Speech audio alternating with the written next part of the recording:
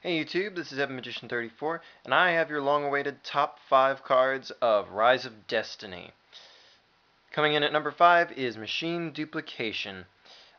This card makes the list. First of all, it's kind of a small set, but Machine Duplication, while it is very much of a kind of a niche card, it's a very good card and can allow for some really crazy combos and generate some good card advantage. And with the advent of Xyz monsters, this card actually has gained a lot of steam, and while we may not have seen it yet, its potential for the future is pretty grand. And so for that reason, it does make number 5. Coming in at number 4 is Monster Reincarnation. The power to get any monster from your grave and just add it to your hand is pretty significant. The cost of discarding a card from your hand is, well, it's noteworthy, admittedly, but the versatility of this card, especially in certain archetypes, and its staying power over time, has enabled it to rank number 4 on this list. Now, the contest between number 2 and number 3 on this list was really close, but it got eked out by just a hair. Number 3 is Divine Wrath. This card is spell speed 3, which is very handy. It just straight up negates a monster's effect and destroys it. If it weren't for, once again, the fact that you had to discard a card, I think this card would be very powerful.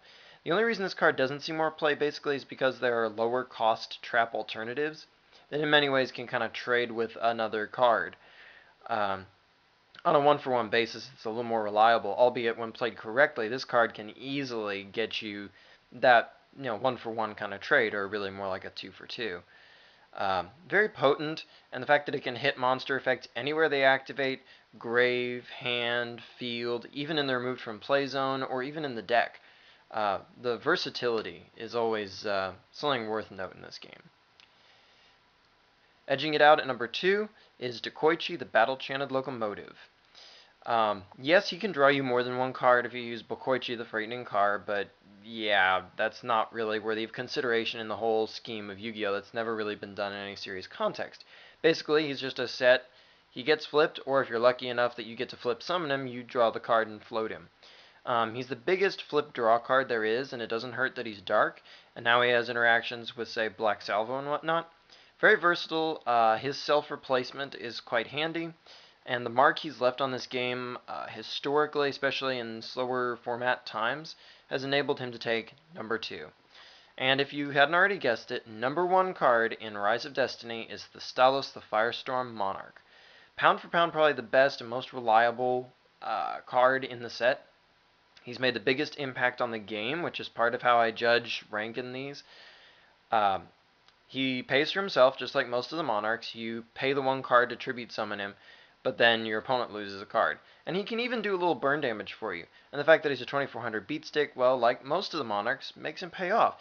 What's unique about the Sylas is that he hits their hand. So most often he actually takes away the card that they might very well have used to retaliate against him.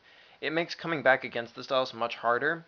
And even if they do retaliate, it's much less likely to be a major blow, because he's reaching into their hand, which is where their reserve power essentially is a lot of the time. And for that, he's always been one of the best Monarchs, and he also is the best card in Rise of Destiny. So there you have it, your top 5 cards of Rise of Destiny. And until next time, rate, comment, subscribe, and check out my channel for more cool videos.